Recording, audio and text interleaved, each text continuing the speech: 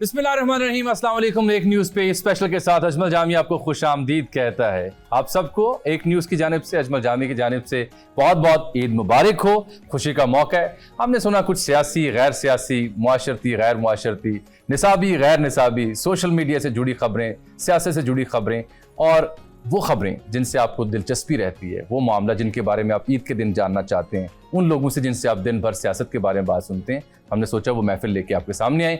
मेरे साथ आज ईद स्पेशल मौजूद हैं वन एंड ओनली सीनियर सहाफ़ी मेरे उस्ताद जनाब मुजीबर रहमान शामी साहब।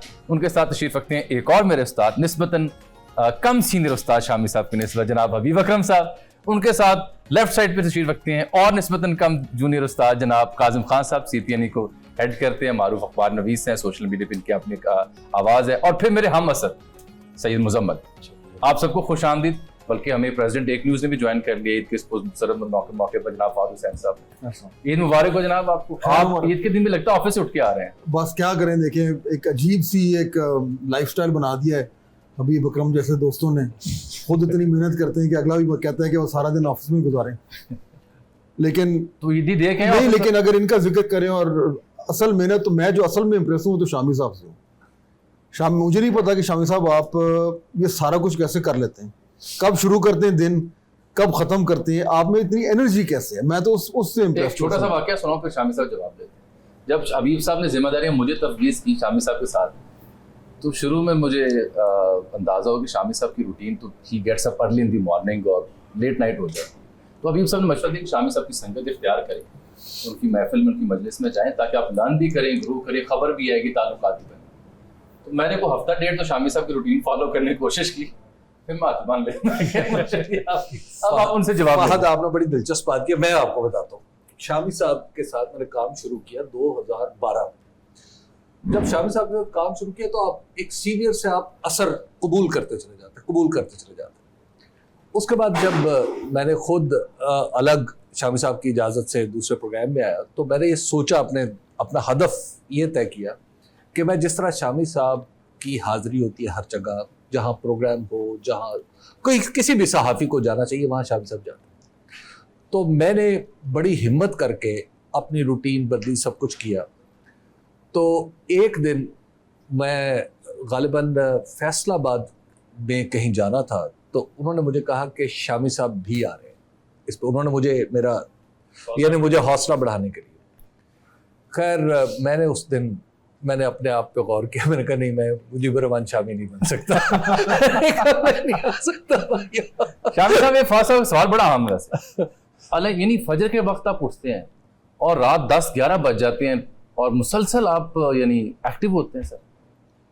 तो अल्लाह का करम है। तो मैं तो जब फहद को देखता हूँ जिस तरह वो काम करते हैं और जिस तरह चैनल में जिस तरह उन्होंने जान डाली है और भाग दौड़ कर रहे हैं, और जो इलेक्शन की ट्रांसमिशन थी, तो उसमें मुझे हैरत होती है कि भाई एक शख्स जो है, देखिए असल में ये कमिटमेंट की बात है। कमिटमेंट की बात। अगर आपको अपने जॉब से, अपने प्रोफेशन से आपकी कमिटमेंट है, तो फिर तो आप उसको एंजॉय भी करते हैं और काम भी करते हैं। और हबीब साहब जो हैं माशाल्लाह, आप खुद भी हैं, बैठे काजिम साहब, सारे लोग जो हैं उसी तरह जुड़े हुए अपना काम कर रहे हैं। मैं आपकी मौजूदगी का फायदा उठाता हूँ। फाज साहब, ये ईद वाले दिन दफ्तर में स्टाफ को ईदी भी दे कहते हैं, झाड़े पे ला के आए हैं। ज्यादा झाड़े वैसे। अच्छा, वजह ईद वाले दिन भी नहीं मामला ठंडा हुआ? बस देखें ना, काम तो फिर काम, या तो फिर ईद वाले दिन टीवी को बंद कर दें। नहीं, वो बंद नहीं हो सकता। बंद तो हो नहीं सकता, तो बंद होगा फिर झाड़ें तो होंगी। फहद के साथ किसी ने जिंदगी के किसी हिस्से में एक दिन भी काम किया है, अगर वो फहद से ईदी की तवक्को रखता है तो वो अहमक है। बड़ा अगर वो इनकी मतहती में काम करता और झाड़े ना पड़ने की तवक्को रखता है तो भी अहमक है। क्या बात है। तो मैंने चूंकि इनके साथ काम किया, लिहाजा मुझे अंदाजा है कि क्या हुआ होगा। मैंने तो अजरा मुरब्बत पूछा कि शायद जवाब बदल जाए। काजिम भाई, आपके यहाँ भी यही मामला है, झाड़े पे लाते हैं, कोई ईदी भी देते हैं स्टाफ को? मेरे ख्याल में उनसे माजरत कर लेता हूँ। जो प्रिंट इंडस्ट्री के हालात हैं इस वक्त, ख़ास तौर पे अखबारात के, शामी साहब भी बैठे हुए हैं, और जिस किस्म का डाउनफॉल प्रिंट मीडिया में इस वक्त है, आप यकीन मानिए कि अखबारात की सर्कुलेशन, तमाम अखबारात की, बिल्कुल ना होने के बराबर आ चुकी। जो इश्तिहारात का क्वांटम जिसकी हम बात करते हैं, वो क्वांटम, उसका शिफ्ट बहुत तेज़ी से इलेक्ट्रॉनिक मीडिया की तरफ चला गया। आप ये देखें कि टीवी पे बैठा हुआ एक सहाफ़ी जिसकी उम्र 25 से 30 साल है, उसकी सैलरी की ब्रैकेट और प्रिंट मीडिया में काम करने वाले सहाफ़ी जिसकी एज 55 से 60 साल है, उसके अंदर ज़मीन आसमान का फ़र्क है। उसकी सैलरी उसके पास जो टीवी मालिकान देते हैं, उसकी वजह यह है कि उनको रेवेन्यू भी जो आ रहा होता है एडवर्टाइजिंग की सूरत में बहुत ज़्यादा आ रहा होता है। तो मैं तो प्रिंट मीडिया के हवाले से अमूमन शामी साहब हमारे उस्ताद भी हैं, CPNE से लेके हर मौजू पे हम यही बात करते हैं कि एटलीस्ट इस इंडस्ट्री को मरना नहीं चाहिए, क्योंकि इसके अंदर एक ऐसा इंस्टीट्यूशन है जो एडिटर का इंस्टीट्यूशन है, जो आपको सोशल मीडिया में नहीं मिलेगा, जो शायद आपको टीवी पे भी नहीं। मुजम्मल आपसे डिसएग्री कर रहे हैं मेरे सामने। नहीं, मैं बल्कि इस बात से एग्री करता हूँ कि सबसे मेरा ख्याल है कि जो सीरियस प्लेटफॉर्म ऑफ कम्युनिकेशन है जो कंटेम्प्रेरी न्यूज़ के हवाले से, वो प्रिंट मीडिया में ही था और वही रहेगा।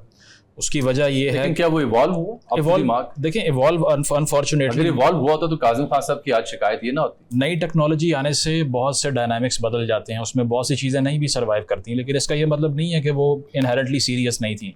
अब इसमें एक प्रिपेयर्डनेस का एलिमेंट था कि सारा दिन एक कॉपी पे काम होना है, अगले दिन पब्लिश होनी है। सोशल मीडिया पे, टीवी पे सिर्फ ये होता है कि मेरे व्हाट्सएप पे न्यूज़ आई है, मैंने टीवी पे बैठ के बोल दी है, कोई रेगुलेशन नहीं है और मोस्टली अनप्रिपेयर्ड बात करनी है। तो इसीलिए वो आप देख लीजिए कि जो पॉलिटिकल ओपिनियन एक आदमी कोई एडिटोरियल पढ़ के बनाता है उसमें, और जो कोई टिकटॉक की रील पे बनाता है उसमें ज़मीन आसमान का फ़र्क इनसाइट का दिखाई देगा आपको, बिकॉज जो प्रिपेयर्ड काम होता है वो दिखा रहा है आपको कि उसमें एक इनसाइट थी। तो ये बहुत अनफॉर्चुनेट चीज़ है। आप मुजम्मल क्रेडिबिलिटी की बात कर रहे हैं। जी जी। प्रिंट मीडिया में छपा हुआ जो वर्ड है उसकी क्रेडिबिलिटी और सोशल मीडिया पे कई बात, उसकी क्रेडिबिलिटी में ज़मीन आसमान का फ़र्क है। जी जी। मैं जो बात कर रहा हूँ वो ये कह रहा हूँ कि न्यूज़ गैदरिंग का पैराडाइम ही शिफ्ट हो चुका हुआ। पहले ये होता था कि हम अखबार में जो खबर छपती थी वो आपके पास एक ही मीडियम होता था, पाकिस्तान टेलीविज़न, या बहुत कम होते थे। वहाँ से एक आध 9 बजे का एक खबरनामा था, चंद खबरें 15 से 20 उसके ऊपर चलती थी, वो भी सरकार की, और अगले दिन आपके पास रिपोर्टर्स के पास मार्जिन होता था कि आप जो खबरें सारा दिन एक दिन पहले इकट्ठी करते थे वो अगले दिन।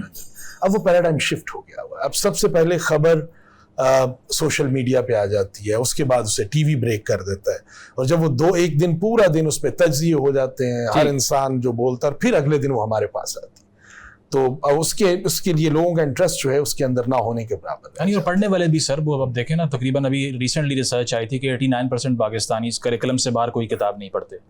तो मुझे तो हक्सली वाली बात याद आती है कि you don't need to burn the books, nobody is reading. अब नॉलेज छुपाने के लिए किताब जलानी नहीं पड़ेगी। उसमें मसला है ना कि एक जो 30 सेकंड की रील है, 1 मिनट की रील है, टिकटॉक की या स्नैक वीडियो की, इंस्टा की या फेसबुक लाइव की, शॉर्ट्स की, ट्विटर के ऊपर, वो ज्यादा वैल्यू कर रही है। उसमें जो आपने स्पार्क डाला है, चूरन चटनी डाली है, वो ज्यादा बिक रही है। अब एक अगर आपने फीचर लिखा हुआ है, कॉलम लिखा हुआ है, चाहे वो वेब एडिशन पे छपा है, तो fast who will read it? नहीं, देखिए, मेरे ख्याल में डिपेंड करता है कि आप वो क्या कंटेंट दे रहे हैं। जाहिर बात है, ये बात तो ठीक है कि प्रिंट का इरा जो है वो असल तक खत्म होता जा रहा है, लेकिन डिजिटल ने प्रिंट को एक नई लाइफ भी दी है, क्योंकि देखिए ना, प्लेटफॉर्म चेंज हो रहा है, कंटेंट तो वही है। कंटेंट अगर आपने आके उसको डिजिटल पे डाल दिया और वो उस प्लेटफॉर्म के जरिए वो लोगों तक पहुंच गया, तो बड़ी अच्छी बात है। उस दुकान तक तो आप उसको ले आए, अब उसमें से उसमें सौदा अगर उसको अच्छा ना लगा तो फिर क्या होगा? सो मेरे ख्याल में ज्यादा बड़ा बहरान प्रिंट के लिए अगर हो रहा है ना, वो ये नहीं है कि डिजिटल का राइज कर गया, वो ये है कि डिजिटल की प्लेटफॉर्म पे प्रिंट वाले अपने उस तरह का कंटेंट नहीं बना पा रहे जो डिजिटल पे कंज्यूम हो। शामी साहब, ईद मुबारक हो। कैसी गुजरती है आपकी ईद? वैसे मैं उस्ताद, तुम भी एक उस्ताद। अल्लाह अकबर। ईद अच्छी गुजरती है अल्हम्दुलिल्लाह।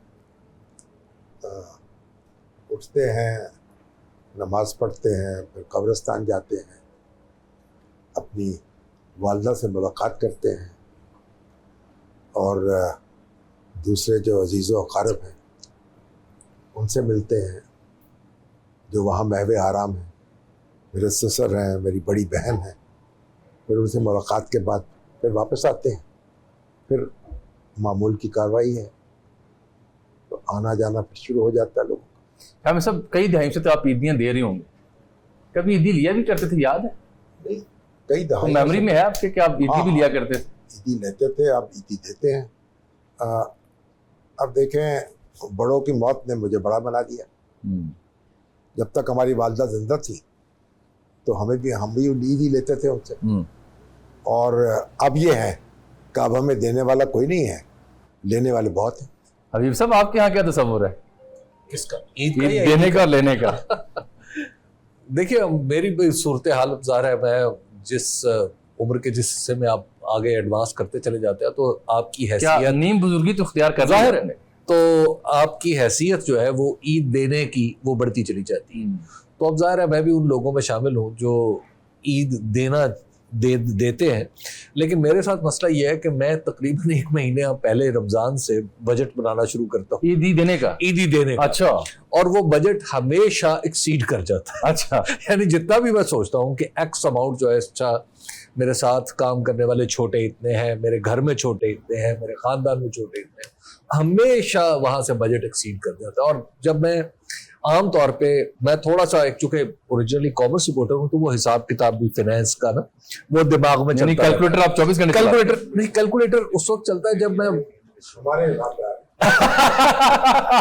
जब कैलकुलेटर चलता है उस वक्त मुझे फिर बड़ा थोड़ा सा होता है शामिद कि साहब अच्छा, ने ये नाम लेके तय कर दिया कि आपकी फिर कॉमर्स और फाइनेंस होगी कैसी आपकी डीलिंग कैसी होगी। इस एक नाम से तय हो गया कि आपकी वाकई एक्सीड करनी चाहिए। जी। तो अब आप जरा यानी अंदाजा आपका बजट भी खसारे में जाता है। देखिए मेरा बजट और पाकिस्तान के बजट में दोनों में कोई फर्क नहीं। दोनों खसारे में। नहीं, उसकी वजह यह है कि उसके ऊपर किसी का कंट्रोल नहीं है। अच्छा। और मेरे बजट पे मेरा कंट्रोल है पर मेरी हिम्मत नहीं है। काजिम खान साहब, सुना है आपके बारे में कि आप उन चंद अफराद में से हैं जो ईद के दिन लंबी तान के सोते हैं। बिल्कुल ऐसे ही, सही सुना है मैंने? बिल्कुल ठीक से। देख खबर देखे, मैं पहुंच गया हूं नहीं, खबर आपने तक। बिल्कुल ठीक है, क्योंकि तो फिर आप कब ईद मनाते हैं? बस सो के ही मना ईद लेते के हैं। बाद। हाँ, ईद के बाद ईद सो के के बाद? उठते हैं। ये शामी साहब ने इस तरह कहा ना कि आप एक उम्र के उस हिस्से में आ जाते हैं जिसमें आपकी उम्र जो है वो बढ़ना शुरू हो जाती है और आपके बड़े आपके सरों पे नहीं रहते, तो फिर आप खुद बड़े हो जाते हैं। तो मेरा ख्याल है कि हम भी उसी सीढ़ी की तरफ जा रहे हैं, बल्कि जा चुके हैं। तो जब सो के उठते हैं तो वही, क्योंकि ईद का एक त्यौहार ऐसा है कि इसकी नॉर्म्स एंड वैल्यूज़ पूरे पाकिस्तान में एक जैसी होती है। आप भी अपने बच्चों के साथ, बहन भाइयों के साथ, रिश्तेदारों के साथ, अजीज़ व अकारब के साथ ईद, अब ये है कि ईद देने वाला कोई नहीं, ईद लेने वाले हैं। मुजम्मल, ईद पे छुट्टी कर लेते हैं आप, या ईद वाले दिन भी वीलॉग करना होता है कि आज डॉलर आ जाएं? नहीं, वो तो ईद पे तो डॉलर की जरूरत सबसे ज्यादा बढ़ जाती है ना, तो 2 वीलॉग करते हैं। तो एक ही करते हैं क्योंकि तो कुछ अभी लोग ईदी लेने वालों में शुमार होता है। लेकिन ब्रेक इवन पे इसलिए आ गए हैं कि अब बहुत से बच्चे भी कहते हैं कि आपको टीवी पे देखते हैं, बहुत कमाते होंगे तो कुछ नहीं दें। तो ये तो साफियों के बारे में खाम ख्यालियां हैं लोगों की अभी, तो इसीलिए कुछ लोग ईदी देने वाले हैं, कुछ देने वाले। टीवी के साफियों के बारे में नहीं, सोशल मीडिया के साफियों। सोशल मीडिया के ऊपर बड़ी लेदे हो रही है, क्योंकि ना हमारी रियासत उसके किरदार से मुतमिन है, ना अहले सियासत उससे मुतमिन है, और ना अहले सहाफत उससे मुतमिन है। और पूरी दुनिया में ऑब्वियसली इमर्जिंग एक चैलेंज है कि सोशल मीडिया की डायनामिक्स को कैसे डील करना है। हमारे यहाँ भी साथी भी बैठे हैं, रेगुलेटर्स भी बैठे हैं इनकी सूरत में, या जो डायरेक्टर न्यूज़ होते हैं, प्रोग्रामिंग के होते हैं, वो भी बैठे हैं। सर, आई रिमेंबर वन, एक बड़ी अहम बात आपने की है, ये काजिम साहब, मुझे अमेरिका जब एक फेलोशिप पे जाने का मौका मिला तो न्यूयॉर्क टाइम में उन दिनों एक वर्कशॉप चल रही थी। न्यूयॉर्क टाइम ने अपने स्टाफर्स को ये कह रखा था कि ये सीटें और डेस्क टूट गए, कुशन्स लगने लगे हैं यहाँ पे, और हेडफोन और जो डिजिटल इक्विपमेंट है वो लगने लगा है। तो आपके पास 6 माह है, 6 माह हम आपकी ट्रेनिंग करने जा रहे हैं। उस ट्रेनिंग में या तो आप अपने आप को डिजिटली इवॉल्व करके एडजस्ट कर दें, या फिर आपको हम लेटर ऑफ थैंक्स दे देंगे। तो न्यूयॉर्क टाइम एडजस्ट कर गया। लेकिन न्यूयॉर्क टाइम्स हमारे यहाँ कैसा होता है? एक्चुअली हुआ ये कि न्यूयॉर्क टाइम्स का ना एक बड़ा प्रोजेक्ट था, पूरा उन्होंने एक प्रोजेक्ट लॉन्च किया था कि हमने डिजिटल ईरा में अपने आप को किस तरीके से लेकर जाना है। वो उसकी फिर एक बड़ी इतनी कुछ 100 पेजेस की रिपोर्ट है जो एक्चुअली अभी ऑनलाइन अवेलेबल है। अगर आप उसको पढ़े ना तो आपको समझ आएगी कि न्यूयॉर्क टाइम्स ने अपने आप को ट्रांजिशन कैसे किया। उस ट्रांजिशन के बाद उन्होंने अपनी वेबसाइट को पेवॉल भी लगाई है, जिससे वो इतना पैसा कमा रहे हैं जितना उनका अखबार नहीं कमा रहा था। सो न्यूयॉर्क टाइम्स का जो एक्सपेरिमेंट है वो ये बताता है कि अगर आप अच्छी तरीके से प्रॉपर्ली आपका अखबार चाहे तो वो डिजिटल एज में कामयाब हो सकता है। हमारे यहाँ पाकिस्तान में वो नहीं हो पा रहा। शामिद साहब, क्या वजह बनी, हमारे अखबार क्यों नहीं इवॉल्व कर सके अपने आप को डिजिटल के मुताबिक, जैसे न्यूयॉर्क टाइम्स ने किया? वहां पे देखे ना, वीडियो भी बन रही है, शॉर्ट्स भी बन रहे हैं, कॉलम भी लिखे जा रहे हैं, खबर भी आ रही है, तमाम जो एलिमेंट्स हैं न्यूज़ के या न्यूज़ किसी वेबसाइट की वो मौजूद हैं। देखिए हमारे यहाँ ज़रा स्लो लर्निंग होती है। अच्छा। लेकिन जो हमारा प्रिंट है वो भी डिजिटल की तरफ आ रहा है। खुद हमारा जो डेली पाकिस्तान है तो उसका डिजिटल का जो प्लेटफॉर्म है बहुत बड़ा है, और उस तरफ तवज्जो हम मरकूज कर रहे हैं। लेकिन अगर आप ये देखिए कि आप इंडिया को देखें तो वहाँ प्रिंट जो है वो भी उतना मुतासर नहीं हुआ। जितना पाकिस्तान में हुआ है। और इलेक्ट्रॉनिक मीडिया भी है, फिर डिजिटल मीडिया भी है, तो सारे पैरेलल चल भी रहे हैं। तो पाकिस्तान में ज़रा पढ़ने की आदत ज़रा कमज़ोर हुई है। लेकिन अभी जो फात बात कह रहे हैं ना, देखें बुनियादी बात क्या है कि आप कागज़ पे छाप लें या आप नेट के ज़रिए ट्रांसमिट कर दें, लफ्ज़ तो वही है ना, लफ्ज़ वही है। लफ्ज़ तो वही है। और यानी मैसेज भी है, मैसेंजर भी है और टारगेट ऑडियंस भी है। ये जो मैस कम्युनिकेशन के जो 3 बुनियादी अज्जा हैं वो पूरे हैं, वो तो बदल नहीं रहे। वो नहीं बदल रहे। तो एक सिर्फ आप कागज मीडियम बदल रहा है, मीडियम आप कागज पे नहीं छापा आपने ट्रांसमिट कर दिया। तो खबर तो बनाएंगे भी, तबसरा भी करेंगे, उसको आगे भेजेंगे भी, और अगर आप बोल रहे हैं तब भी सारी एक्सरसाइज से गुजरेंगे आप। जी, एक और अलमिया जो है ना जी, ये वो हबीब साहब ये है कि अब रियासत भी सोशल मीडिया के ज़हूर से, इसके अरूज से तंग है, सियासतदान भी इससे तंग है, मीडिया के मुख्तलिफ प्लेटफॉर्म पे तंग है कि ये जो हर एक शख्स को आज़ादी मिल गई है यूट्यूब पे बैठ के जिसकी जाए पगड़ी उछाल दे, वो उसमें पनाह लेते हैं आज़ादी इजहार राय के एम्बलम के नीचे। ये क्यों तंग है रियासत, सियासत और एक मीडिया पर्सन भी सोशल मीडिया से और यूट्यूबर से? और क्या वाकई इसके लिए कानून साजी हो कि इनको बंद करना चाहिए? ये बात है कि हमारी रियासत क्या अखबारात से तंग नहीं थी? क्या वहां पे सेंसरशिप नहीं थी? क्या हमारी रियासत में टेलीविजन चैनल्स पे पाबंदी नहीं लगी? मैंने सुना अखबार सादा, जी अखबार सादा भी छपे, शामी साहब सफेद ये नहीं। जी अच्छा, उसके बाद क्या टीवी बंद नहीं हुए? क्या टीवी प्रोग्रामों पे पाबंदी नहीं लगी? शामी साहब बैठे हुए, शामी साहब के प्रोग्राम पे पाबंदी लगाई गई थी 2014 में जी, शामी साहब पे पाबंदी लगाई गई थी। अच्छा, अब आप जरा देखिए कि रियासत तो हमारी बड़ी बेतुकी सी चीज़ों से तंग हो जाती है। मतलब अगर सोशल मीडिया मसला था तो फिर अखबारात से क्या मसला था? अयूब खान साहब को आप जरा देखें, उनकी डायरी छप चुकी है। उस डायरी में वो खुद लिखते हैं कि जब वो मशरकी पाकिस्तान के अंदर जो डिस्टर्बेंस है वो अपनी एक डायरी में डालते हैं, एंट्री डालते हैं कि वहाँ के एडिटरों का प्रॉब्लम है। अब मसला ये है कि उस वक्त तो सोशल मीडिया नहीं था। दरअसल बात यह है कि पाकिस्तान में जब भी आप दस्तूर से हटते हैं और कोई शख्स उसके ऊपर एतराज़ करता है तो प्रॉब्लम हो जाता है कि जनाब रियासत को बड़ा तंग हो, रियासत बड़ी तंग है। भाई रियासत या तो पहले तंग नहीं थी। दूसरी बात यह है कि पाकिस्तान के अंदर ये कब से हमने इजारादारी ले ली कि सहाफ़ियों ने इजारादारी ले ली कि पाकिस्तान का जो पॉलिटिकल नैरेटिव है वो हमारे कहने पे बनेगा। ये उनका काम है। ये हमने ये क्या इजारादारी थी हमारे पास जो अब जा रही है तो जिसपे हमें एतराज़ हो? क्या दुनिया में आज़ादी इजहार जो है वो इतनी यानी मशरूत हो गई है, या पाकिस्तान में इतनी मशरूत हो गई है कि अब हम उसके ऊपर, चूँकि आम आदमी को तो ये इस काबिल ही नहीं है ये बोले, तो ये बोलने की इसने क्यों बोलना शुरू कर दिया? देखिए, आज़ादी इजहार जो है वो आज़ादी समात भी है। आप अगर एक बोल रहा है तो दूसरा सुन रहा है, आपके अंगूठे के नीचे है, आप बोलने वाले को बंद कर दें, ना सुने। ये एक बड़ी एक जौहरी तब्दीली वाक़ हुई है सोशल मीडिया के आने से। देखें, प्रिंट हो या इलेक्ट्रॉनिक हो, एक आदमी लिखता है, दूसरा उसको चेक करता है, वो एडिटर होता है, फिर तीसरा उसको छापता है, उसे पब्लिशर कहते हैं। इसी तरह से आप इलेक्ट्रॉनिक मीडिया में चले जाएं, वहां एक प्रोग्राम करता है, दूसरा उसके ऊपर नजर रखता है, उसे डायरेक्टर न्यूज कहते हैं, और तीसरा उसका जिम्मेदार होता है जो उसका लाइसेंस होल्डर होता है चैनल का। ठीक है ना। अब ये सोशल, मैं अब जाती तौर पर आप कहता हूं, मैं हमेशा जब कोई चीज लिखता हूं और मुझे उसमें थोड़ा सा होता है कि ये एक मुश्किल मौजू है, मैं वो अपने जो या सीनियर रफीक है कोई उसको पढ़ाऊंगा, या अपने बेटे को उम्र को पढ़ ले, या बेटी को कहूंगा या इसको पढ़ ले, एक दूसरी नजर डाल ली जाए। ये एक एडिटर की नजर है ना, वो डल जाए इसके ऊपर, या आप दूसरी राय ले लेते हैं। ठीक है ना। सोशल मीडिया क्या है? मैं खुद रिपोर्टर हूं, मैं ही एडिटर हूं, मैं ही पब्लिशर। जो मैंने सोचा है और जो मेरे दिमाग में आया है, जो मेरे मुंह में आया है, मैंने उसको बैठ के उसको टेलीकास्ट कर दिया या नशर कर दिया। अब ये जो वो एडिटर जो है गायब हो गया है, जो दूसरा वो गेट कीपिंग का कॉन्सेप्ट अब गेट कीपर नहीं रहा, ठीक। तो एक बड़ा एक बुनियादी मसला है।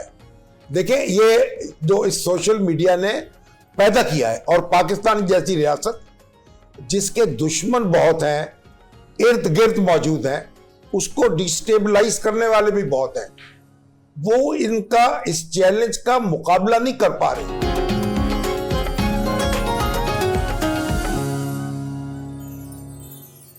तो काजिम खान साहब, गेटकीपर अगर नहीं है तो इसका मतलब यह है कि आप ट्विटर बंद कर दें, इसका मतलब आप यूट्यूब बंद कर दें, क्या ये हल है? नहीं, बिल्कुल ये हाल नहीं है। शामी साहब जो बात कर रहे हैं कि आज़ादी इजहार और वो जो एडिटर का इंस्टीट्यूशन था कि खबर आती थी, उस खबर को फिर एडिटर वेट करता था, और सोशल मीडिया में ऐसा नहीं है। देखिए, आज़ादी इजहार हर इंसान का बुनियादी आप रेगुलेट कर लेना। मैं उसी तरफ आ रहा हूँ। उसको रेगुलेट कौन करेगा?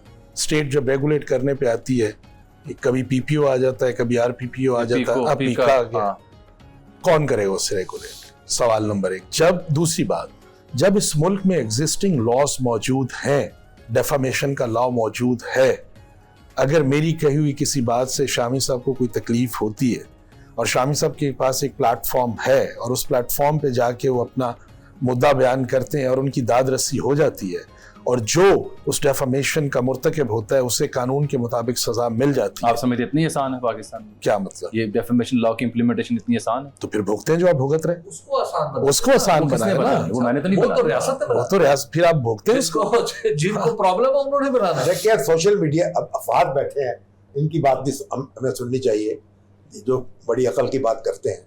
देखें, आप इसको गौर करें कि एक सोशल मीडिया क्या चीज है। एक वो मैसेंजर है जो बैरून मुल्क बैठा हुआ है, मेरा कोई कंट्रोल नहीं है इसको, कैसे मैं जवाब दे बनाऊंगा। एक वो है जो मुल्क के अंदर मौजूद है, ठीक है ना, उसकी बात अलग करेंगे, उसकी बात अलग करेंगे।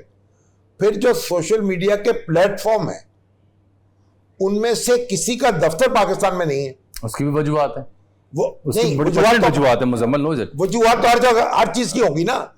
उसका नतीजा ये है, मैं अगर एडिटर के तौर पर और पब्लिशर के तौर पर मेरे अखबार में जो कुछ छपता है, जिम्मेदार मैं उसका जिम्मेदार हूं। मैं इलेक्ट्रॉनिक मीडिया के लाइसेंस होल्डर के तौर पर अपने तमाम कंटेंट का जिम्मेदार हूं। लेकिन सोशल मीडिया का जो प्लेटफॉर्म है, वो जिम्मेदारी नहीं है। वो कहते हैं हमें तो मसला नहीं है, आप उन लोगों को पकड़ें जिन्होंने कुछ कहा है, उसका कोई चेक ही नहीं है। तो ये जो एक अनचेक्ड जो किसी के मुंह में आएगा और जो किसी के जी में आएगा वो डाल देगा और उंडेल देगा, ये है असल मसला। तो इस मसले से निजात कैसे मिलेगी? नहीं मिल सकती, नहीं मिलेगी। उसकी वजह ये कि देखें, या तो ये होता है ना सिर्फ पाकिस्तान का मसला है, पूरी दुनिया का, ये सारी दुनिया का मसला है। अब पूरी दुनिया में ये जो मसला है, मसले की निशानदही हो गई है कि ये इशू है। शुरू में जब सोशल मीडिया आया तो बड़ी जबरदस्त चीज थी, और फेसबुक 2006 में आया और एक बड़ा इनकलाब था। अब उसको भी 15-20 साल हो गए हैं, 18 साल हो गए हैं। अब अमेरिका, जहां से ये सारी सोशल मीडिया की कंपनियां जिन्होंने जन्म लिया और जो कर रही, वहां ये इशू बन गया है कि जी सोशल मीडिया किस तरीके से माशरे को खराब कर रहा है। उसकी पॉजिटिव भी है, उसकी नेगेटिव भी है। टिकटॉक वालों के साथ क्या किया? वो देखें ना, अब वो एग्जांपल आपके सामने, फेसबुक की कितनी बार मार्क जकरबर्ग को कांग्रेचुलर हियरिंग्स में बुलाया गया है, एंटी मोनोपोली इश्यूज के ऊपर उस पर बात हुई है, वगैरह वगैरह। सो उन माशरों में भी एक स्ट्रगल हो रहा है कि इसको अब क्या करें, और उनको भी इसलिए समझ नहीं आ रही क्योंकि एक तरफ ये सोसाइटी पे ये इंपैक्ट, दूसरी तरफ फ्रीडम ऑफ एक्सप्रेशन जो कि वहां पे ज्यादा इंट्रेंच्ड है, इसलिए वहां पे वो जाके एक्स को बंद नहीं कर सकते। अच्छा, प्रॉब्लम उनके पास भी वही है, हमारे पास भी वही है। वो अपने तरीके से उससे निपट रहे हैं, हमें जो तरीका आता है हम उससे निपट रहे हैं। हमें क्या तरीका आता है? बंद कर दो, बंद कर दो। तो इशू वही है, हर बंदा अपने तरीके से उसको डील कर रहा है। ये प्रॉब्लम। एक और मुझे फहद की बात से मैं इसमें इजाफा करना चाहूंगा कि हमारा एक और प्रॉब्लम ये जो मुझे लगता है पूरी दुनिया में, वो है पॉलिटिकल साइंस से रिलेटेड प्रॉब्लम। रियासत के हाथ में अब डंडा गवारा नहीं है दुनिया को। अब दुनिया कह रही है कि रियासत एक कोऑपरेटिव की तरह चले। ये नई नस्ल की डिमांड है। हमें तो मार पीट के हमें तो समझा लिया जाता था, हमारे सर पे तो खोपे चढ़ा दिए गए थे, देखिए नई नस्ल के पास जो टूल्स हैं वो आपके पास नहीं थे, तो नई लिहाजा नस्ल का जो एक्सपोजर है वो आपके पास नहीं, नहीं अब था। रियासत को भी अपनी शक्ल नई बदलनी नस्ल को जो पड़ेगी। बयानिया ये पूरी मिल चुका दुनिया है, को बदलनी वो पड़ेगी। आपके पास नहीं था। अगर रियासत के पास डंडा नहीं चाहिए, क्या चाहिए? रियासत के पास कानून तो चाहिए ना। हाँ, कानून चाहिए। अगर वो कानून नहीं है रियासत के पास और कानून नाफिज करने की सलाहियत नहीं है तो फिर रियासत नहीं है, उसकी जरूरत क्या है? फिर जंगल है।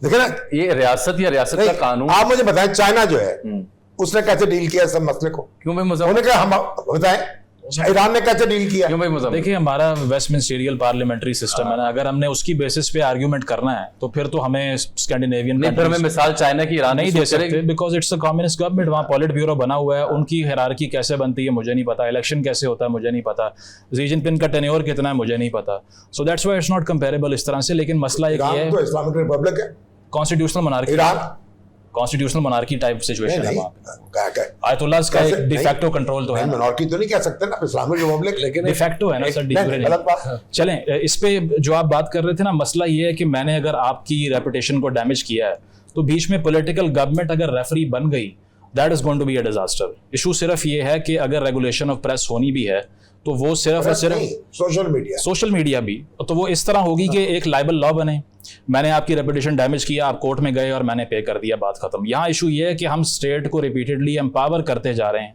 और वो सारा इस्तेमाल स्टेट उससे अपने पॉलिटिकल वेच हंटिंग करती है, अपने मफाद के लिए इस्तेमाल। यही जो करती है। बैरून मुल्क बैठा हुआ है जी, जी। उसको कैसे पकड़ेंगे? नहीं देखिए, उसमें अगर बैरून मुल्क बैठकर कोई एक आदमी रिपीटेडली इस तरह के जुर्म कर रहा है तो वो तो एक ऐसा केस है जो पूरी दुनिया, जूलियन असांज नहीं बैठा हुआ बाहर बैठा हुआ नहीं, है, वो एडवर्ड स्नोडन बैठा हुआ हम है, कैसे पकड़ेंगे?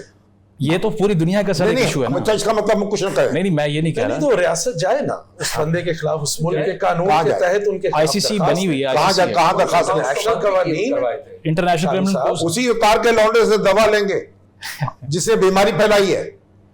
नहीं, बीमारी से तो जान नहीं छूट सकती। नहीं, और ये बीमारी तो आ गई। नहीं, ये बीमारी इसलिए है, कब ये बीमारी है या नहीं है? ये बीमारी ये बीमारी नहीं है, ये बीमारी इसलिए नहीं है। एक लोगों की नहीं, ये तो एक बड़ी सादा सी बात है ना जी। अगर ARY पे या किसी भी टीवी चैनल पे बरतानिया में कोई साहब जो है कोई बैठ के कोई बात करते हैं, वहां जाके उनके खिलाफ देखिए, ठीक है, और एक बात मत है। खास साहब देखिए, मैं जो आपसे गुफ्तगू कहीं और चलेगी, जो आगाज में आप जब मिसाल दी थी ना इसकी, तो अच्छी मिसाल आपने दोबारा रिपीट कर दी।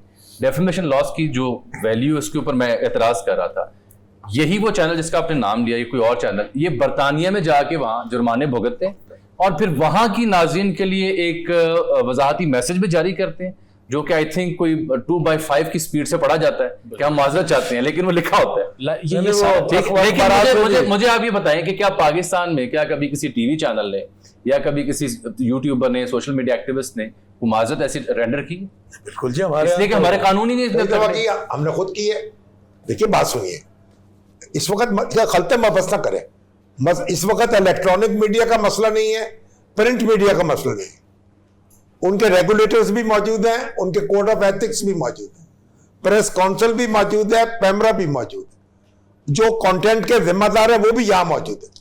जब आप सोशल मीडिया को इसके साथ मिलाते हैं और सोशल मीडिया की हिफाजत में खड़े हो जाते हैं। बड़ा सादा सवाल है सर। हाँ। सोशल मीडिया को क्या किसी सरकार को रेगुलेट करने का इख्तियार होना चाहिए? भाई अगर आपका दस्तूर कहता है, क्या सोशल मीडिया को लोगों को डिफेम करने का इख्तियार होना चाहिए? खुला कैसे छोड़ सकते? क्या सरकार के जरिए रेगुलेट करना social media counter productive? Javed साहब, मैं माजरत हूं। शाह साहब, मेरा ख्याल है इसकी फेलियर की जो सबसे बड़ी वजह, जिस तरह आपने प्रिंट मीडिया पे प्रेस काउंसिल ऑफ पाकिस्तान का बताया या पैमरा का बताया, उसकी सबसे बुनियादी वजह यह है कि ये दोनों अदारे जो हैं ये रियासत के डायरेक्ट ज़ेर इंतज़ाम काम करते हैं।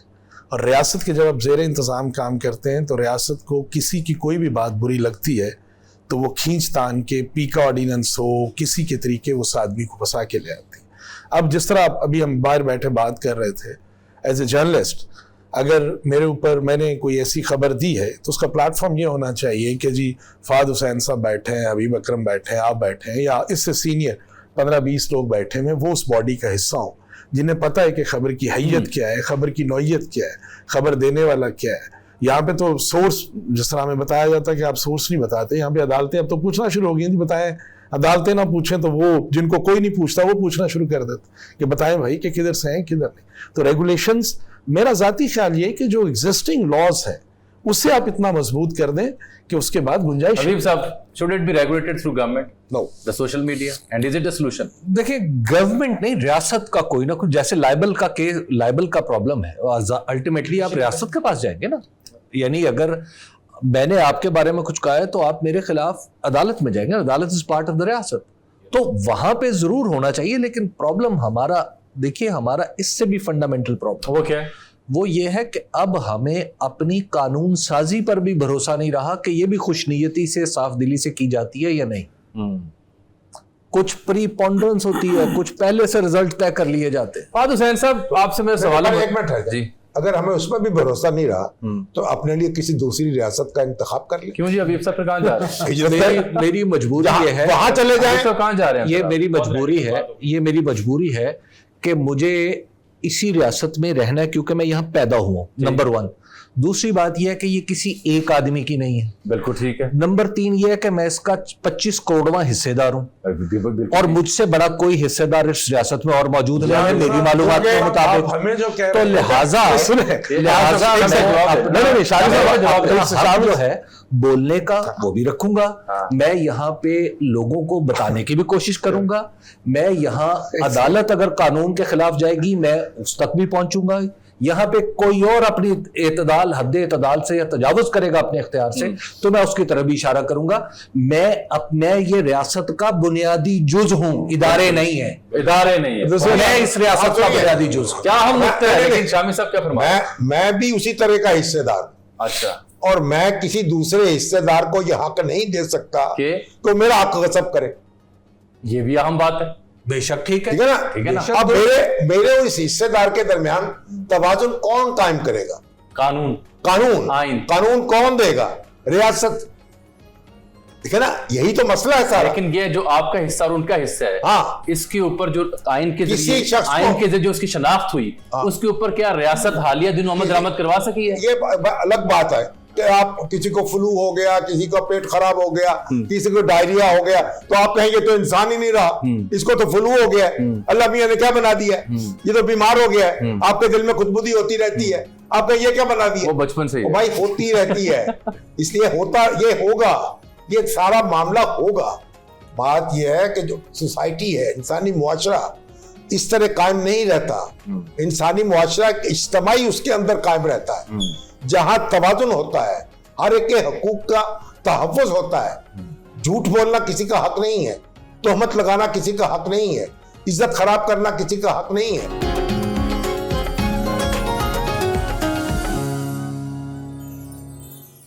काजिम साहब और फाज साहब से ये सवाल है, क्या रियासत इतनी कमजोर होती है कि सोशल मीडिया पे 4 बोलने वालों से डर जाए?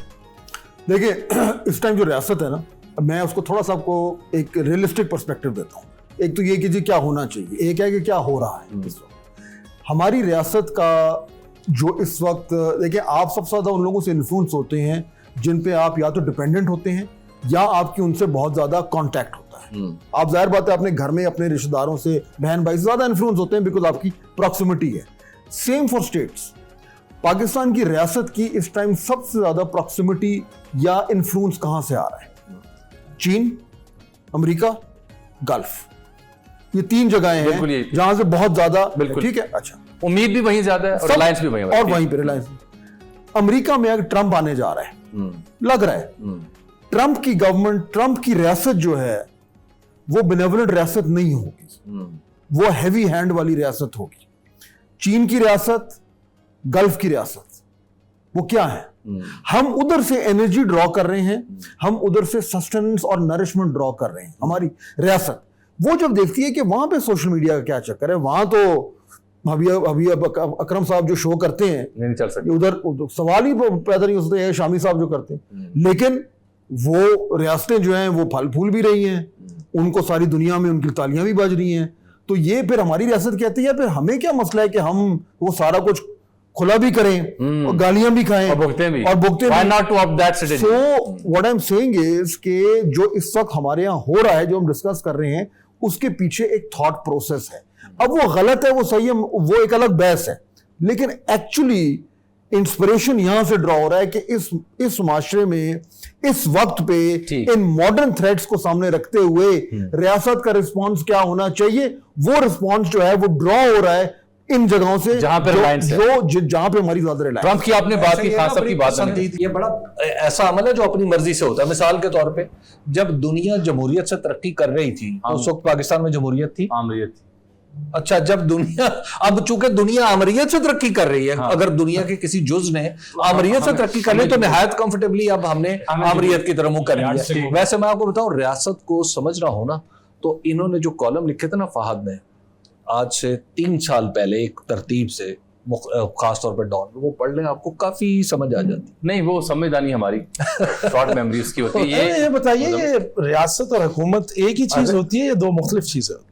हमारे यहाँ रियासत ताकतवर है या हुकूमत ताकतवर? नहीं, तो मेरे ख्याल में मुख्तलिफ है, दोनों मुख्तलिफ। जो हुकूमत है वो रियासत का हिस्सा होती है, लेकिन रियासत जो परमानेंट रियासत है, स्टेट, अंग्रेजी में भी उसके लिए स्टेट का लफ्ज है। स्टेट और गवर्नमेंट हमेशा कॉन्सेप्ट डिफरेंट है। हमारे यहाँ भी रियासत और हुकूमत का मुख्तलिफ है। तो हमारे टेक्निकली के लिए आम तौर पे रियासत से मुराद क्या है? इस पे इंटरनेशनली भी देखें ना, हुकूमत अपने आप को रियासत कहती रहती है, लेकिन हुकूमत अपने आप को रियासत के साथ जोड़ती है। लेकिन मैं एक और अर्ज करूंगा, देखिए पाकिस्तान में कभी भी खालिस आमरीत नहीं रही। खालिस आमरीत नहीं रही? नहीं रही। ये कैसे कह रहे हैं आप अपनी तारीख देख लें, खालिस जमहूरियत भी नहीं रही, खालिस जमहूरियत भी नहीं रही। जमहूरियत पसंद होते हैं यहाँ पे हमारे यहाँ। पाकिस्तान में जो आमरीत है, अब मुझे अच्छी तरह याद है कि मार्शल लगा हुआ था मुल्क में, तो अखवानुल मुस्लिमून के जो सरबराह हैं वाई, उनको मंसूरे में उनके एजाज में एक तकरीब की गई। क्या बात, कोई 1000 आदमी होगा वहां।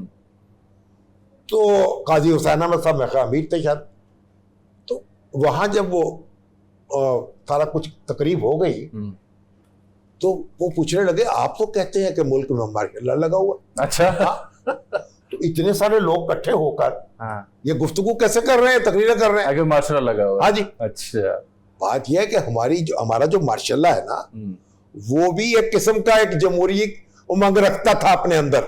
अगर आप उसको कंपेयर करें दूसरी डिक्टेटरशिप्स के साथ, और हमारी जहां जमहूरियत दूसरी जमहूरियतों के साथ कंपेरेबल है, और ना हमारी आमरीत। इसीलिए कभी बीडी मेंबर आ जाते थे और कभी वो जनरल मुशर्रफ का जो सिस्टम था बल्दियाती वो आ जाता था। ज़िया साहब का मुझे तो लगता है कि फुल स्केल मार्शल लॉ था, जिस तरह एमआरडी को क्रश किया गया, जिस तरह से पब्लिक सेंटिमेंट को सप्रेस किया गया, और उसके अलावा ये बहस तो ऐसी बहस कर लेंगे। ये जो सोशल मीडिया का मामला था ना, इसके ऊपर बात बड़ी लंबी होगी। ईद का मौका था, लोग कहेंगे हमें क्या कर दिया आपने ईद के मौके पे अच्छा मजलिस पढ़नी शुरू कर दी है। सब लोग एंटरटेन होंगे, क्योंकि हर जगह सिर्फ ना जाली मिठाइयां बट रही होंगी, जाली ईदियां दी जा रही होंगी, तो मैंने कहा था संजीदा गुफ्तगू कर लो, क्योंकि ईद के दिन भी सारे लोग तो सोशल मीडिया पे बैठे हैं। जी जी, क्योंकि मैसेज तो वहीं से आ रहा हूँ। लेकिन जो फास्ट ने बात की, ये भी ज़हन में रखिएगा, आपका प्रोग्राम भी उन्होंने सोशल मीडिया पे देखना है। जी जी, ऐसा ही है, ऐसे ही। मैं खुद जी जो हमारे सीनियर्स के प्रोग्राम्स हैं वो अपने मोबाइल ऐप के जरिए मुख्तलिफ क्लिपिंग की सूरत में देखता हूँ, पूरा प्रोग्राम देखने को वक्त नहीं मैं अखबार में बेशुमार मज़ामीन हैं जो मैं अपने उस पर पढ़ता हूँ, टैब पे। बिल्कुल। अच्छा जी, मुजम्मल साहब, ये फाज साहब ने बात की ट्रंप की, ऑब्वियसली नजर आ रहा है, ईद भी आ गई है। हबीब साहब को तो ये उम्मीद थी शायद ईद से पहले खान साहब रिहा हो जाए, फिर हबीब साहब को ये उम्मीद थी, मेरे साथ इन्होंने गुफ्तगू की कि शायद IMF की जैसी डील फाइनल हो, उसके बाद। तो आपको भी लगता है कि ये ट्रंप के आने के बाद खान साहब का भी कोई इस्तारा दोबारा चमकेगा? देखिए, पहले पीटीआई की तरफ से एक गलती तो ये हुई कि वो जो मुस्लिम्स फॉर ट्रंप की कैंपेन थी ना, वो सारे एग्स उन्होंने उस बास्केट में डाल दिए, ठीक है, और काफ़ी फंडिंग भी हो चुकी थी, बहुत से नाम भी थे यहाँ पे जिन्होंने की। अब जब वो नहीं हो सका तो उसके बाद मुश्किलात इसलिए बढ़ गई कि जो बाइडन साहब को लेके तो अर्ली 2000 से लेके खान साहब का एक ही बयानिया रहा है, और उसमें वो चाहे ड्रोन अटैक्स की मजम्मत हो या और चीज़ें करते रहे। तो तब से जब जरदारी साहब उनको मेडल दे रहे थे पाकिस्तान के आला सिविल अवार्ड्स, तो उस वक्त ये उनको एंटेगनाइज कर रहे थे, इसीलिए बुरा वक्त आ गया इनका। ट्रंप साहब का इशू ये है कि वो जो एक परमानेंट पॉलिसी थी जो हम देख रहे हैं पेंटागन की काफ़ी अरसे से, उसको रोल बैक करना चाहते हैं, बिकॉज इज अगेंस्ट इंटरनेशनलिज्म। जी, जिस तरह से पेंटागन ने हमेशा वो जिसको जॉन जे मेयरशाइमर कहता है डेमोक्रेटिक डिलूजन, कि पूरी दुनिया में डंडे के जोर पर डेमोक्रेसी नाफिज करनी है, ट्रंप इसका मुखालिफ चाहता है कि मेरी रस्ट स्टेट बहाल हूँ, जी मेड इन चाइना का स्टिकर मुझे इधर ना लगाना पड़े। बिल्कुल, देखें ना, मेड इन अमेरिका का स्टिकर होना चाहिए स्टेट डिपार्टमेंट में। सबसे पहले उन्होंने कहा कि अफगानिस्तान से फौज निकलेगी, उन्होंने कहा मैं नेटो से भी निकलना चाहता हूं, उन्होंने कहा मैं टोक्यो जो प्रोटोकॉल्स हैं, क्या हमारे खान साहब उनकी वजह से निकलेंगे? नहीं, वो उनके लिए सितारा चमकेगा उनके आने से? I think that's the only, PTI कई चाहने वाले उनसे उम्मीद लगाए बैठे हैं, that's the only bet that he has, I think. मगर खान साहब को आप आप वैसे उम्मीद क्यों नहीं करते कि वो निकलेंगे? वो 6 महीने का टाइम दे रहे हैं। आखिर जेल उनके मुकदमात जो हैं जी हाई कोर्ट में पहुंचेंगे, सुप्रीम कोर्ट में पहुंचेंगे। आपको वैसे क्या उम्मीद है, मुझे अच्छी उम्मीद है, कब तक? इंशाल्लाह वो मेरी ख्वाहिश है कि वो हमारे दरमियान हो, आज़ाद हो, हम उनसे मिलें, चाय पिए, गप्पे लगाए। चाय की मैं गारंटी और दे सकता हूं आपको, क्योंकि मैंने हबीब साहब ने और काजिम भाई ने चाय काफी भुगती है। मैंने तो उनसे चाय पी भी है और चाय पिलाई भी है उनको। आप बड़े खुशबख्त हैं, हमें पिलाई ने जमा पर। लेकिन ये बाद में है आएंगे। तो मेरा ख्याल है कि जी फाखरा, मैं कहा ट्रम्प बाद में आएंगे, नए चीफ जस्टिस पहले आएंगे। नए चीफ जस्टिस पहले आएंगी। ठीक, और इसमें अक्लमंदों के लिए ज्यादा निशानी है। एक ही चीफ आएगा, जी दूसरे चीफ तो नहीं आएंगे ना। एक ही है। एक ही आएंगे। ठीक, उसमें भी शामी साहब हो सकता है 224 का फिगर, अल्लाह करे ईद से पहले जितनी तेजी से पूरा हो रहा है, पूरा हो गया 2/3 के लिए। हाँ, हो सकता है उस चीफ की शेर अफजल मुद्दत मरवत ने और एक पीटीए के रहनुमा ने उसकी मुझे मुद्दत कहा भी कि बढ़ा। 40 बंदे तो जो हमने कुछ कर लें, जो कुछ कर लें, ऐसी कोई रात नहीं है जिसकी सुबह न हो। हाँ, क्या बात। लेकिन उसका दुरानिया जितना बढ़ता जाता है ना शामी साहब, अब वो हम सुबह के समझते इंतजार हैं, हम समझते हैं रात जब अपने क्लाइमेक्स पे पहुंचती है ना, तो सूरज तुलू होना शुरू हो जाता है, शहर के आसार होते हैं। में इसमें एक सुबह काजिम शामी साहब ने एक बड़ा एक शामी जुमला ले लीजिए। शामी साहब ने एक बड़ा तारीखी जुमला कहा था रात के 12 बजे के ऊपर जनरल ज़ियाउल हक। जब 12 शामी बजे साहब ने उन्हें क्या कहा सर? मैंने उनको कहा, मैं कहा जब 12 बजते हैं ना, सूरज निस्फ नहार पे होता है। इत्तेफाक से उस मीटिंग में हफीजुल्लाह न्याजी साहब भी मौजूद थे। तो मैंने कहा जी 12:01 पर जवाल शुरू हो जाता है। जवाल शुरू हो जाता है। वाह वाह। वो कहने लगे बात तो आपकी ठीक है, पता नहीं चलता कि 12 बज गए। आदमी 11:45 समझता रहता है। तो हमारे जो मुख्तदर तबकात है वो समझते रहते हैं 11:45 बजे हुए, जबकि 12 बज चुके होते हैं, 12 बज चुके होते हैं। हबीब साहब, आपको कोई उम्मीद नजर आती है कि मुल्क में कुछ सियासी इस्तेहकाम आए? मैं मुफाहमत का लफ्ज़ इसलिए यूज नहीं करूंगा कि वो नजर भी नहीं आती, शायद हो भी ना सके। कोई इस्तेहकाम जो बेचैनी है मुआशरे में, नई सरकार बन गई, नई काबीना आ गई, रमजान भी हमने गुजार दिया, ईद भी गुजार दी, कोई इस्तेहकाम आपको नजर आता है इस सेटअप में? मुझे नजर, और उसकी वजह क्या है, क्यों नहीं आता? देखिए उसकी वजह यह है कि एक तो इस हुकूमत की अखलाकी साख ही बड़ी वीक है, इखलाकी साख ना होने जैसी। अच्छा, क्योंकि इलेक्शन के ऊपर इतने बड़े बड़े सवालात हैं जो भी हल तलब है। 224 का नंबर दूसरी- उनका कौमी जी, असेंबली में वही होने ना, जा रहा है। और उसके आप बाद कह रहे हैं वो अखलाकी इलेक्शन साख? नहीं, इलेक्शन अभी रुक ही नहीं रहा ना। इलेक्शन 8 फरवरी को पोलिंग हो चुकी है, इलेक्शन रुकने का नाम ही नहीं ले रहा। कभी रीपोलिंग, कभी रिकाउंटिंग, कभी कुछ, कभी पंजाब कुछ। में 2 अच्छा, कौमी की और 3 सूबाई जी, असेंबली की तो अब सीटें आप- रिकाउंट जी। में पीटीआई के हाथ से हार जी, चुकी है। तो पीटीआई अब का दावे गलत है। मैं इसीलिए चलिए वो गलत ही सही, हाँ, मैं लेकिन वो इलेक्शन रुक ही नहीं रहा, नंबर 1। नंबर 2, फिर जिस तरह अभी चंद दिन पहले हमारे वजीर आजम ने, मतलब जो शहबाज शरीफ साहब की क़यादत और आसिफ अली जरदारी साहब की सियादत में जो हुकूमत बनी है, वो सबक पढ़ रही हो अमानत, सदाकत, दयानत का अनवारुल हक काकड़ साहब से, यानी बाकायदा तौर पर अमानत- निगरान अमानत वजीर हमारा आज़म, जुमला, अमानत, सदाकत और दयानत का दयानत और मुलाजमत कहते हैं। मुलाजमत। अच्छा, जी, मैं एक्चुअली ये लफ्ज कहना नहीं चाह रहा। ठीक, जब आप अमानत, ये दयानत, इनका जुमला था जो सदाकत मैंने और मुलाजमत का सबक पढ़ने के लिए अनवारुल हक काकड़ साहब को बुलाएंगे और वो बाजमात सबको बताएंगे कि हमारी कामयाबियां क्या थी और आइंदा आपने किस रास्ते पे चलना है, तो फिर आप बताएं कि इस हुकूमत से आप क्या तवक्को कर सकते हैं? ठीक, लड़खड़ाती रहेगी ना। तीसरी बात और लास्ट ये बात है कि देखिए इस हुकूमत में बहुत सारे ऐसे लोग हैं जो हारे हुए, जो इलेक्शन नहीं जीत के। जो हारे हुए लोग हैं, हमेशा दुनिया की तारीख उठा के देख लें, ठीक है। वो अपने अपने मुल्कों को किसी मुसीबत में धकेल देते हैं। आखिरी 2 मिनट है जी, मैं फासल, अगर आपको ये जो हबीब साहब ने जो पैमाना मुकर्रर किया है, अगर अपनी तारीख में चले जाएं तो फिर हम कुछ भी ढूंढ नहीं सकेंगे। साहब, अगर आपको एक मैसेज देना हो जनाब इमरान खान के नाम ईद के दिन, तो क्या होगा मुख्तसर? देखिए मेरे ख्याल में जो पॉलिटिक्स ऑफ एक्सक्लूजन है ना, वो हमें कहीं नहीं लेके जाए। उससे रिजल्ट हमें समझ आ गया दोनों तरफ।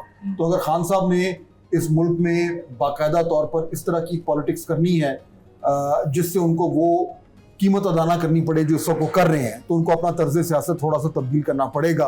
क्या वो करेंगे? नहीं। मुजम्मल, क्या आपको हुकूमत 5 साल पूरे करते दिखाई देती? नहीं, उसकी वजह यह है कि 5 साल वैसे हुकूमत तो शायद कर जाए, वजारत उज़्मा पे हमेशा सवाल रहता है, तो 6 महीने का ਤੁਹਾਡੇ ਕੀ सितारे के अंदर है? मैं क्या कहूँ यार, जिस निज़ाम की बुनियाद ही जुल्म और नाइंसाफ़ी, उसने कब तक चलना। जनाब शामी साहब, आपको ये सरकार 5 साल पूरे कर ईद के दिन ऐसी बातें नहीं होनी चाहिए। खान साहब बाहर आए, उनको ईद मुबारक, चौधरी परवेज इलाही को ईद मुबारक, सारे असीरों को ईद मुबारक। आए और लोगों को जोड़ें, लोगों को जोड़ें, मुज्तमय करें और आगे बढ़ें। क्या नवाज शरीफ साहब को पहल नहीं करनी चाहिए? नवाज शरीफ साहब जो हैं, देखें वो भी पहल कर लेंगे। चलें, इन सबको हमारी तरफ से बहुत बहुत ईद मुबारक। उनको भी ईद मुबारक। आप सबको भी बहुत ईद मुबारक हो। हमने ईद के मौके पर ये संजीदा डिबेट आपके लिए पेश की एक न्यूज़ पर। आज के लिए इतना ही, इजाजत दीजिए। अल्लाह हाफिज।